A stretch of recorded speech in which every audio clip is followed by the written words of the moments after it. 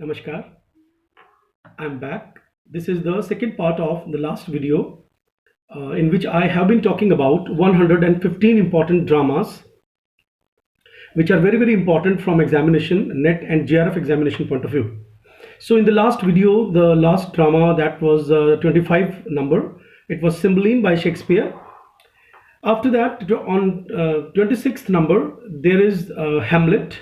As you all know, that Hamlet is the most important play. I think a lot much commentary has been written on Hamlet, and they ask us many quotes from this drama, characters, sometimes regarding the other writers. For example, uh, Rosencrantz and Guildenstern by Tom Stoppard. Now that play is based on this Hamlet.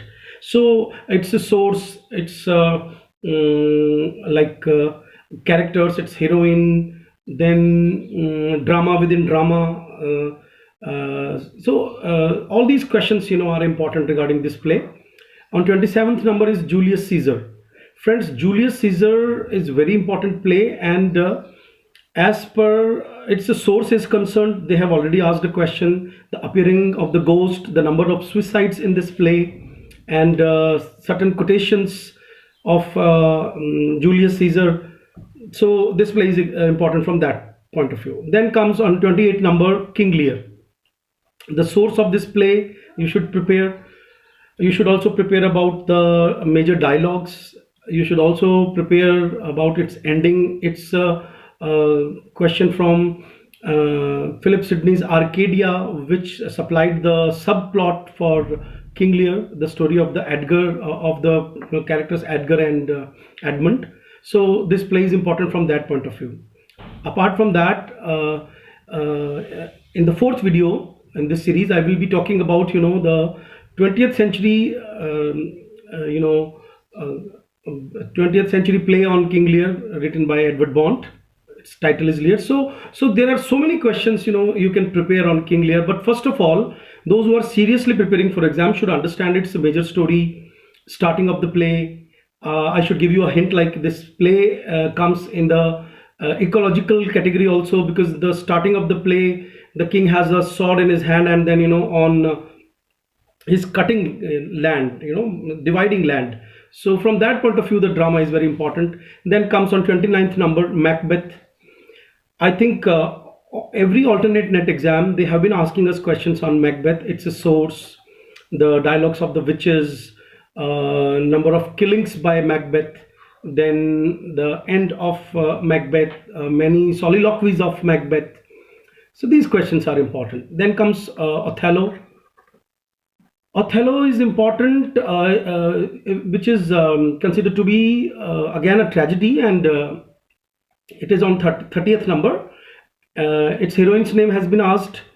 Then on which country he was sent. Othello as a general, he was sent to on attack expenditure on which country. Then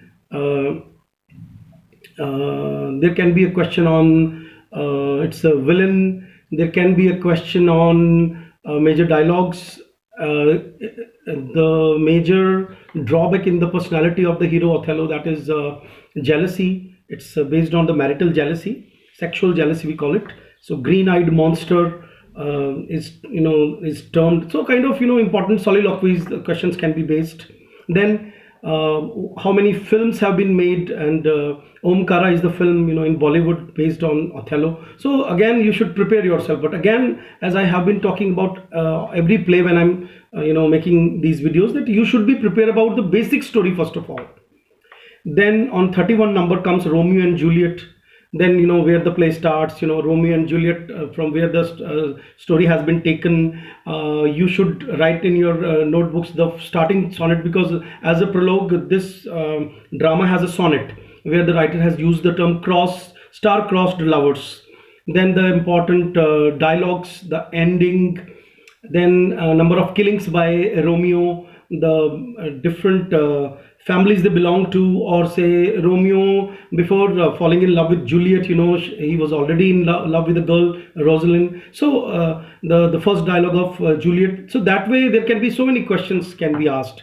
On 32 number there is a play Titus Andronicus. Don't go on the numbering because Titus Andronicus belongs to the first period of Shakespeare. But I have simply, when I was collecting, I collected in the subcategories of comedies and histories and tragedies.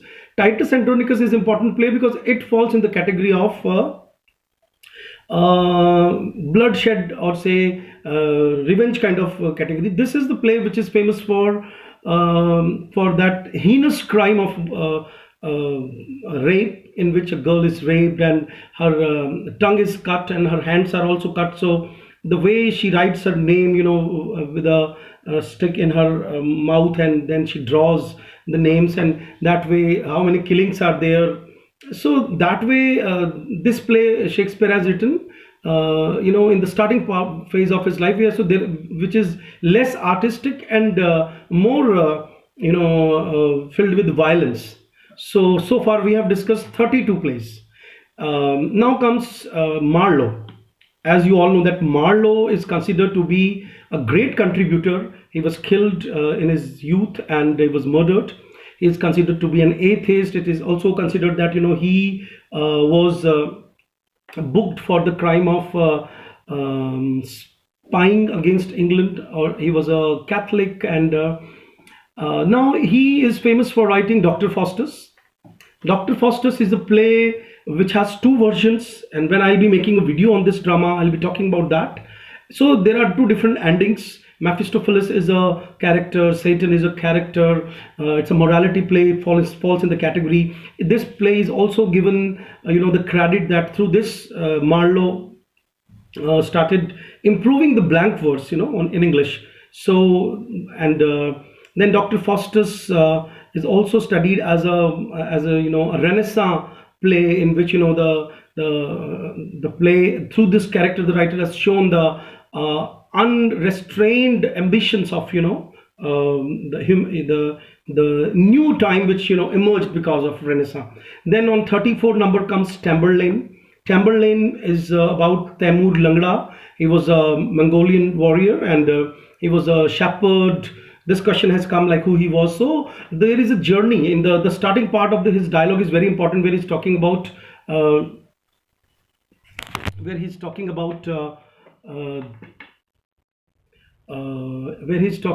all the four humors. He says in this play that what is wrong, because all the four humors, phlegm, choler, melancholia, and sanguine, are in our body. So if we are a bundle of prejudices, so what is wrong, if somebody wants to excel in this world and become violent? So this play is also representation of the Renaissance spirit.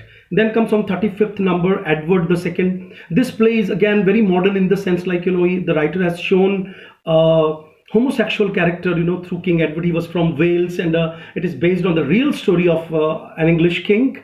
So Mortimer, Isabella, wife of the king, then Gaveston, I don't remember the name of his lover of the king, how he was killed, and then how his son put his mother on trial. So this kind of story is there. So you should read the story, first of all, the story of the play. Then on 36th number comes The Jew of Malta. This play is also very much akin, very much similar to the anti-Semitism, anti-Jew element. This play is famous because in this play there comes the scene of boiling his own daughter. The Jew of Malta, his name can be asked, how he boils his own daughter in a cauldron of boiling water. So that way again it is a tragedy plus the cruelty has shown. Now in Renaissance, theatre was quite a thriving stage, and that there can be questions. While I'm making a video on this, then I should give you also some hint that you should also note down in your copy. Go to Google and search all the names of theatres, like how many theatres were there, when theatre started, plus how people came to know about theatre. Like today they are going to play a drama who used to play, whether girls participated or not, what was the charges of a single play, and a single play used to run for how many days. So these kind of, the history of English theatre should also be delved into, delve should also be required from us, like we should delve into. And on 37th number, now I will move towards the writer Thomas Dekker. In my other video, I talked about Thomas Dekker. He was also a prose writer, but his famous play is The Shoemaker's Holiday. You should read this play because they have already asked here and there questions about this play, Thomas Dekker. Then on 38th number comes Beaumont. Friends, Beaumont and Fletcher are today gaining, some respect, because they somehow collaborated with Shakespeare in many plays. So one play is very famous, famous for play within play. And when Queen Elizabeth died in 1603, and when James I ascended the throne and Jacobean age started, so the political circumstances and social circumstances changed, and the Puritan movement, those people of those Christians who were against drama, so that movement was also rising. So on 38th number, Beaumont's comedy The Knight of the Knight, The Knight of the Burning Pestle. The word pestle has a dual meaning here. If you read the story, you will come to know the play was performed in 1607, and there is a double meaning, and then that double meaning makes you laugh. The burning pestle stands here for the sexual organ of that knight. There is a play within a play in this play also. Then comes the most important writer of Jacobean age, and that is Ben Jonson. Ben Jonson, as you all know, started the drama of humor, or comedy of humor we call it. Humor is a body fluid in our body, a kind of liquid. There are 4 liquids according to the Christian anatomy. That is phlegm, phlegm. Phlegm का मतलब होता है kind of बलगम, जिसको हम कफ बोलते हैं. Phlegm, choler, and sanguine मतलब blood, and melancholia. ये 4 जो बॉडी की liquids हैं, they are either in balance, but sometimes some part or some particular humor is in excess in a human body, and that excess of a particular humor gives rise to a particular character or particular temperament to a person. So Ben Jonson wrote 2 comedies which are very famous. They established this genre. So Every Man in His Humor is on 39 number, and on 40 number, Every Man Out of His Humor. You should read the stories of these 2 dramas. There are plots and subplots. There are very characters, and the comedies are quite classical in their setting. So you have to remember the names and all. On 41 number, another Ben Jonson's play, that is Volpone. Volpone means the fox. And in this, most of the comedies, I mean all the comedies are satires, and the writer has satirized the English society. So Volpone is a satire. How many characters are there? What is the starting of the play? They have already asked you questions regarding that. Who is Fox? Why the writer has termed? What is the subplot of the play?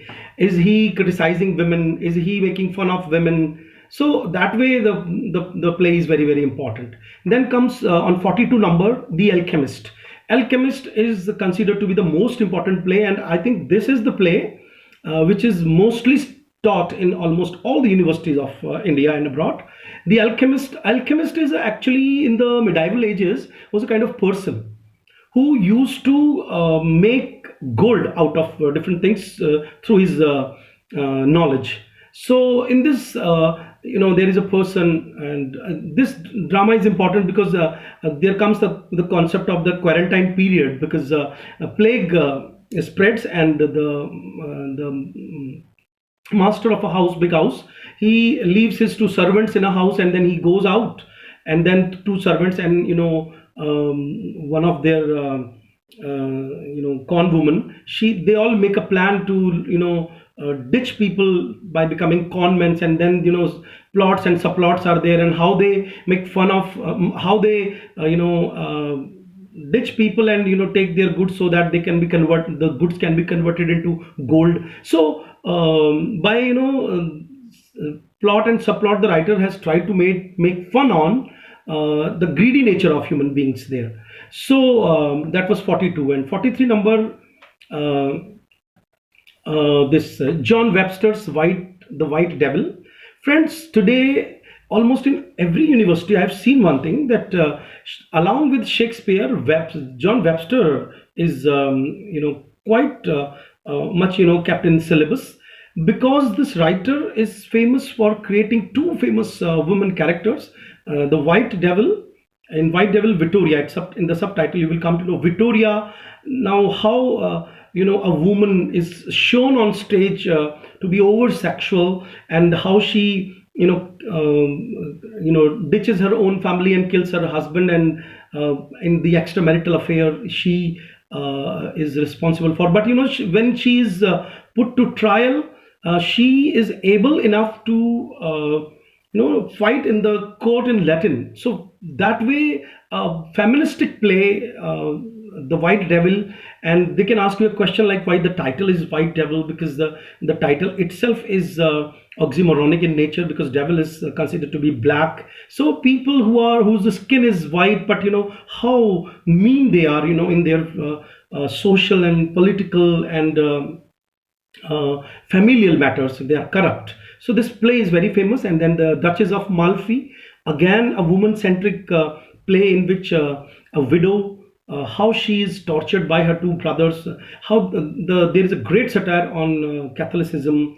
And you should read the play. I can't read the whole story in front of you, but I should say that they have constantly been asking questions from John Webster's plays, The White Devil and The Duchess of Malfi. So on 43 number, John Webster; 44 number, The Duchess of Malfi. Then comes Thomas Middleton.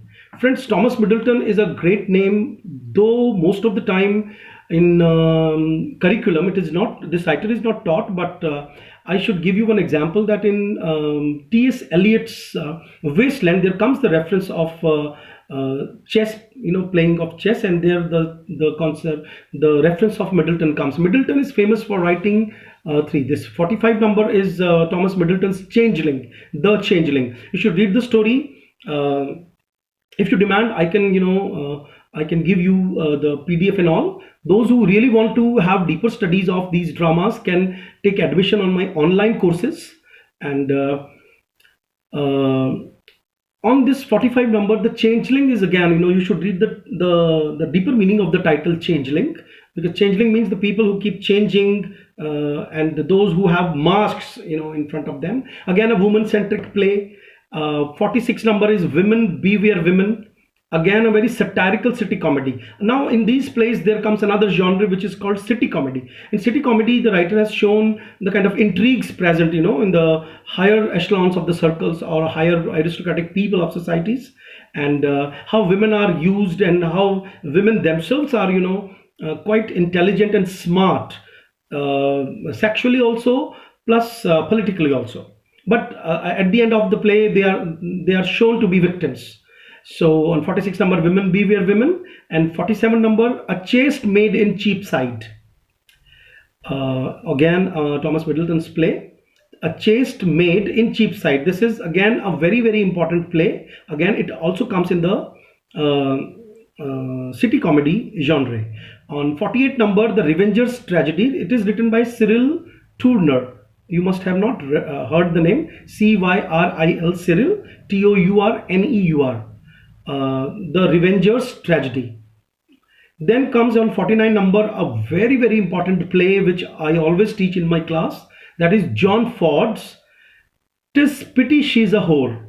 Tis is T-I-S, an apostrophe before T. Pity She is a Whore, W-H-O-R-E. This play is based on incestuous love between a brother and a man, and again a woman-centric drama in which you will find it quite bold drama. But when you read it, on the summary is always given everywhere. But if you read certain dialogues also of this play, you will be surprised that how bold drama could have been written by that time. John Ford's "'Tis Pity She's a Whore," that is 49 number. Now then comes altogether in a complete category of restoration comedy. Uh, I'll make a separate video on restoration comedy, that in 1660 Charles II came on throne, and before that, in my one of the earlier videos, I have already told you the ages, that when James II enthroned and Charles II was beheaded, killed, and for quite from 1649 to 1660 there was a Puritan period, Commonwealth period, interregnum period, in which Puritans ruled, and Puritans are against drama, because they say that one should not indulge oneself in entertainment, because it can make you away from God. So theaters were closed. But then again, when theaters were restarted with the accession of James II, James II, which we call Charles II. Charles first was killed, confusion. So when Charles II was ascended, or he ascended the throne, a kind of, because Charles II came from France. When Charles first was killed, his son Charles II, he was saved by his followers, and he was kept there in France. And when Puritan period ended and he was brought back, and was this monarchy was restored. So as you know that France is a quite open-minded country regarding sexual matters. So when he came back on throne, there altogether, theater was already destroyed.